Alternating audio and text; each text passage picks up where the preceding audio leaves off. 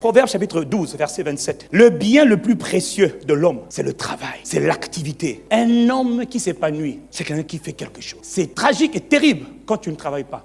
Quand tu n'as pas d'activité, regarde comment toi tu es. Quand un enfant qui doit étudier n'étudie pas, c'est une tragédie. Quand un enfant qui doit aller à l'école n'apprend rien, il reste à la maison tous les jours, c'est une tragédie. Tous les humains, quel que soit leur âge, leur sexe, tôt ou tard, sont appelés dans la vie à travailler. Tout le monde doit travailler. C'est la volonté de Dieu qu'il en soit ainsi. Le fait donc de travailler est vital pour toute l'activité humaine sur la terre. Mais la Bible dit que c'est un bien précieux, c'est un trésor. Voilà pourquoi tout le monde cherche à travailler. Pourquoi il cherche à travailler? Parce que travailler donne à l'homme la possibilité de découvrir ce qu'il est, de découvrir ce qu'il a, de se déployer, de découvrir ce que Dieu a mis en chacun. Il y en a qui manifestent la sagesse.